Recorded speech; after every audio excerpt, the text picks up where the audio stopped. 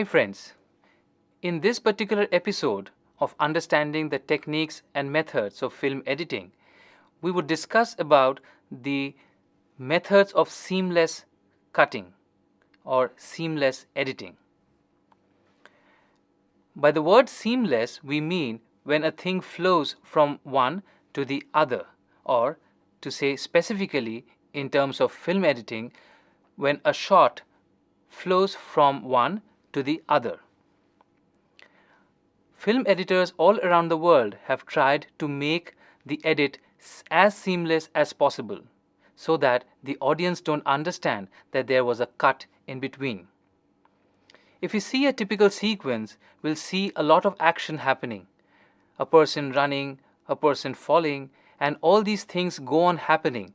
But what we realize finally is that the action has happened in front of our eyes.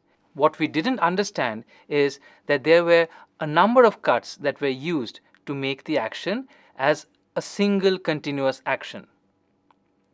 Only an investigating eye can detect that there were cuts in between. We can see an example of a simple action of two people running from point A to point B, where the number of cuts used were much more than what the audience actually understood.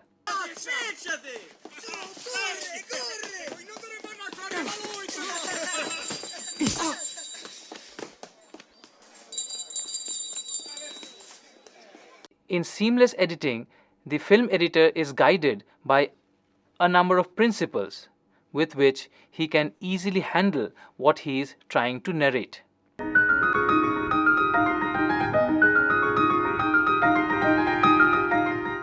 The first amongst them is called social knowledge.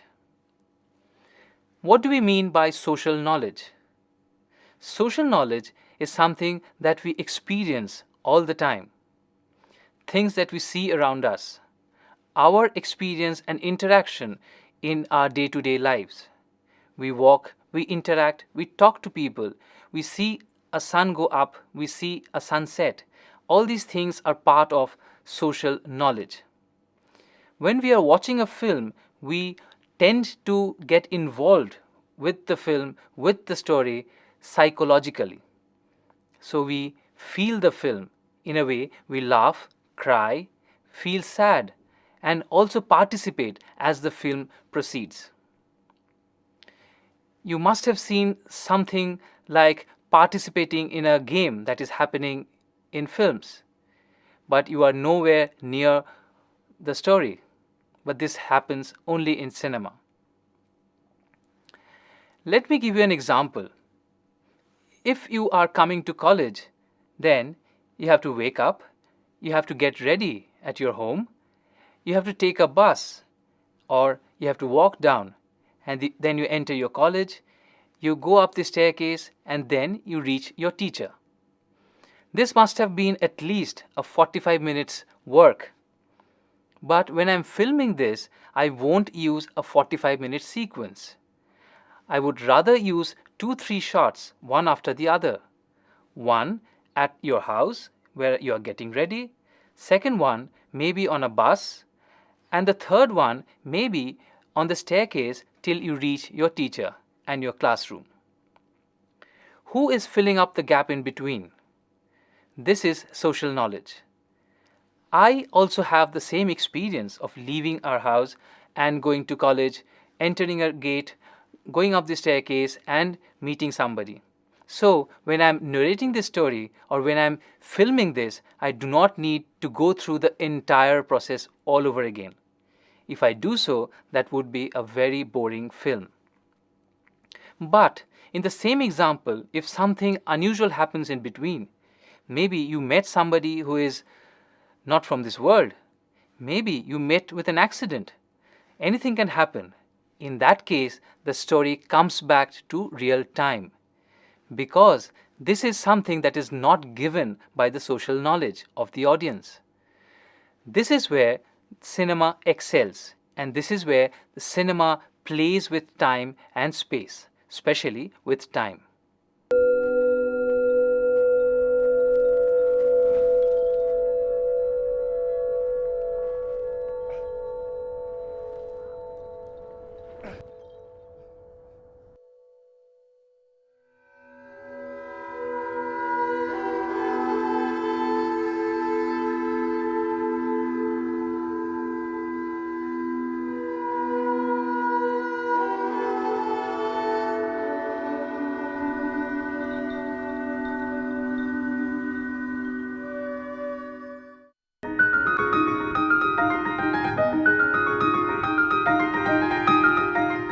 The second most important principle that the editor should follow is real time, real action. Let me give you an example. I have a scene where a person walks up to the door, opens the latch of the door, and goes out of that space into some other space.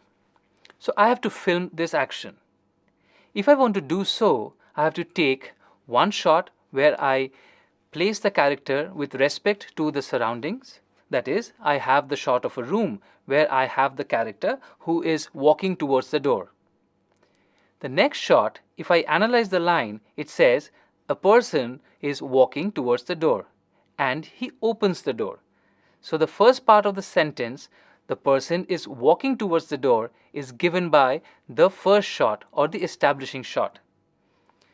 The second part of the line is he opens the door, which demands a shot of the door where he opens the latch. This can be a single shot, a closer shot of the latch, or at least the shot of the door where the character enters frame and opens the door. I don't need to establish the character anymore because opening of the door is a much more important action here. The third part of the sentence says that he opens the door and he goes out of the room and enters some other space. The third segment of the sentence says that he goes out of the room. In this case, the space becomes more important than the character or the door. So we will have a shot which establishes the space and the character within that space. So if we analyze real time and real action, we would be able to make out what to cut and where to cut. In some films, we have seen normal action happening in normal time. If I give you the example of a film like High Noon, here you will see an example of a scene where the person, after he is through with the conversation, the lady walks up to the door and opens it. The guy then walks out as she opened the door. In this case, the shot of the door is emphasized because the action here is more important than the characters. Hey, who did the walking out anyway? You or him?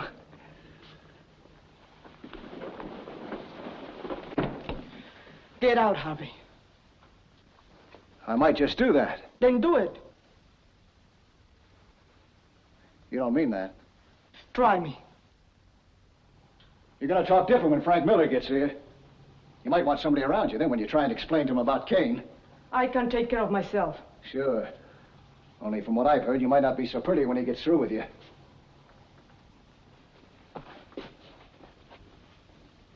I won't be back.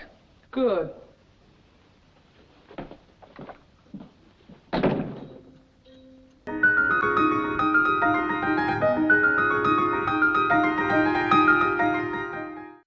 We have often seen in films where the protagonist, or let's say in the context of Indian films, the hero gets beaten up by hooligans or villains, so to say. In that case, we often use normal motion, that is real time and real action. But when the hero fights back, we use slow motion. Why are we doing this? Because real action is not so important, but the emotion that the hero is now fighting back is more important for the audience. So to enhance the emotion, we often use slow-mo so that the audience can cherish or get entertained by the fact that the hero can fight back. In many examples, we have seen the hero is getting beaten up and the director has opted for slow motion shots, as seen in this example.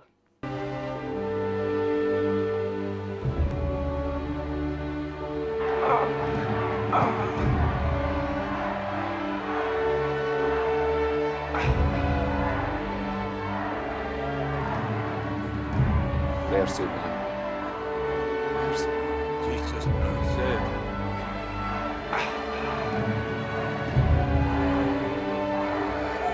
The prisoner wishes to say a word.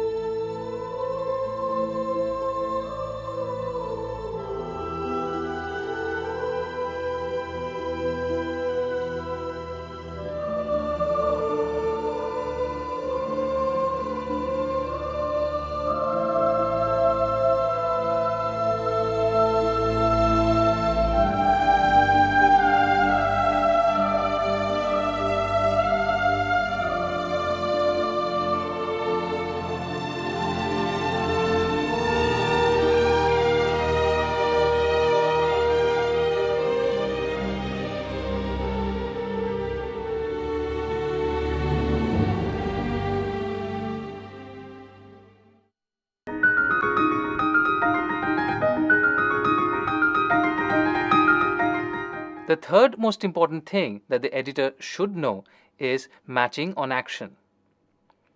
Matching on action as a film language technique is not only confined to matching the action from one shot to the other. Matching the action at a particular point gives a particular meaning to the narrative. Let us demonstrate what we are trying to say. A person in a scene is trying to drink water. There is a glass of water present in front of him, and he drinks the glass of water. In a long shot, we can take this as a single shot scene where the person holds the glass of water, brings it near his mouth, and drinks it. In certain other cases, we would like to break the action into 2-3 different parts. Like, we cut to a mid shot where the person does the same action. He takes the glass of water and drinks it. We can even get closer and have an extreme close-up shot of the glass of water. He holds the glass of water, the camera tilts up, and he drinks the glass of water. In these 3 cases, let us examine what is the difference. The narrative, although, is same across the 3 shots. But how can the editor decide what to keep, which part to keep, and what to delete? Let us say the narrative is that the person is very thirsty. In this particular narrative, we want the person to drink the glass of water. In this case, we will start with the long shot and then cut to a mid shot maybe, and then to a closer shot where he is actually drinking the glass of water, where if I just narrate the story, drinking of the water is more important than the entire action.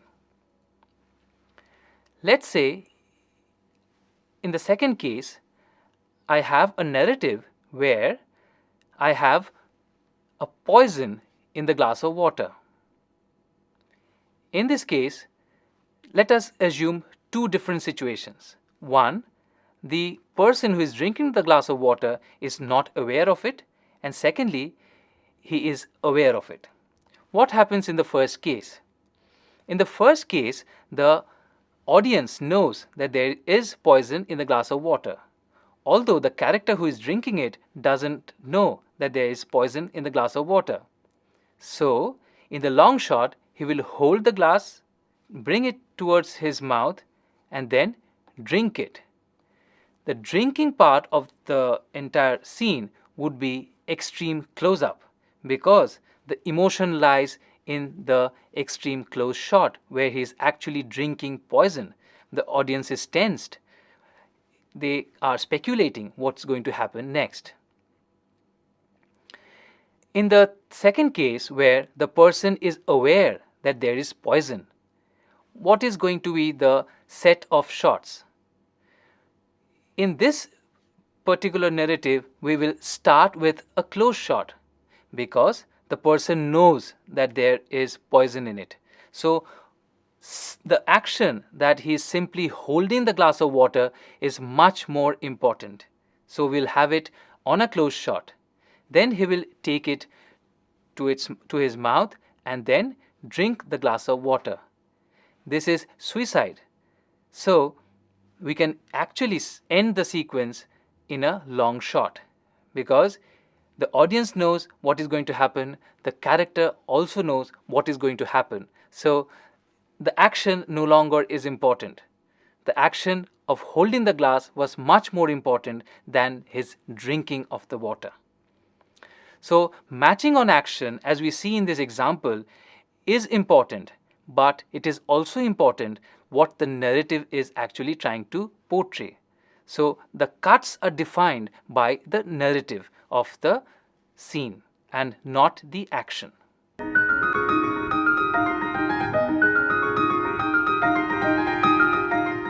The next principle on which the editor should base his style of storytelling is matching on different actions or matching on unrelated actions. We have seen this example in many films. When two actions which are not similar in nature but are connected with certain narrative thread. Say for example, a boy who is playing with a ball. He is throwing the ball towards a wall and the ball is bouncing back to him. When I have a shot, a frontal shot of the boy throwing the ball, the counter shot or the next shot would be the ball is hitting the wall. The third shot would naturally be of that boy who is taking the ball back. But in many films we have seen that the third shot has changed into something else.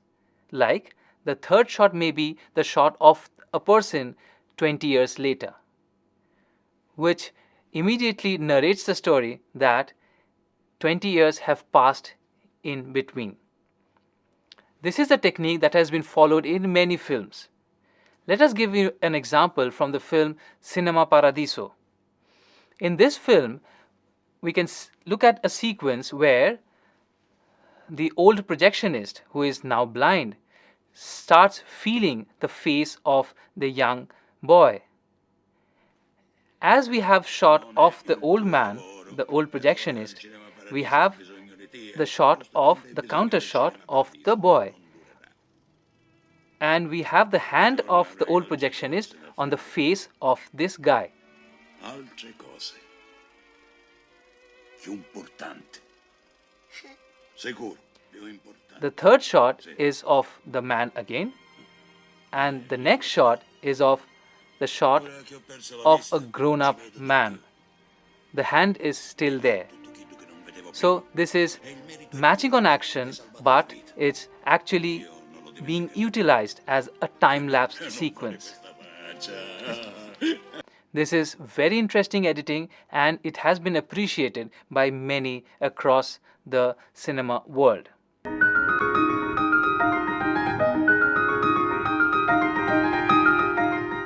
The next important thing that an editor should know is a jump cut.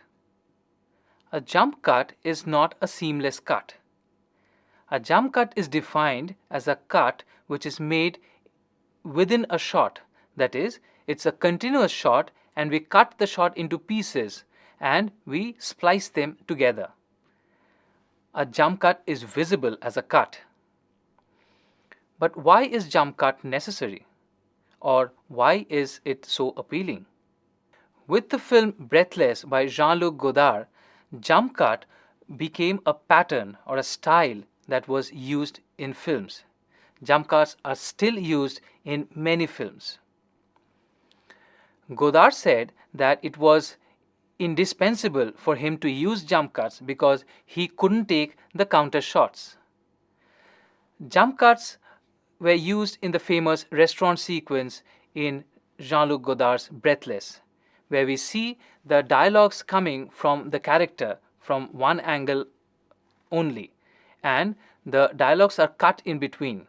The dialogue, when it was shot, was a little slow, and the director wanted later in post-production this to be a little faster. So he removed the portions which were not so necessary in the edit. But this became a pattern throughout the film.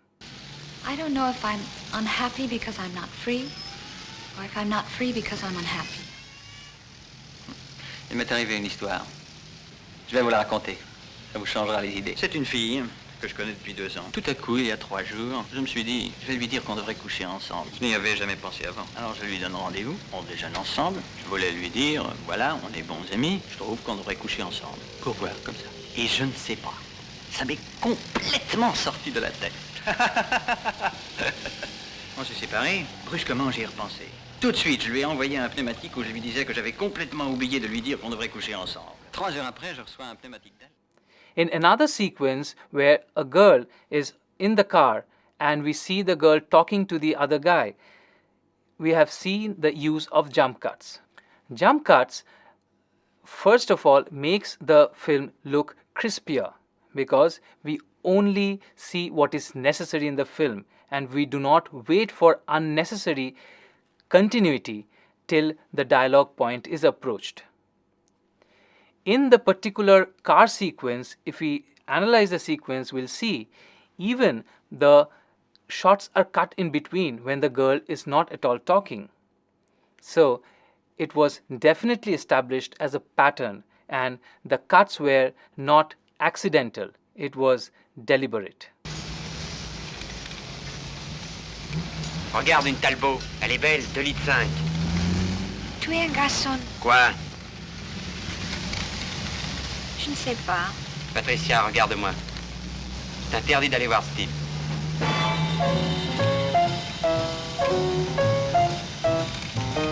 Hélas. In this episode, we saw how the editor can take into account different principles while cutting from one shot to the other.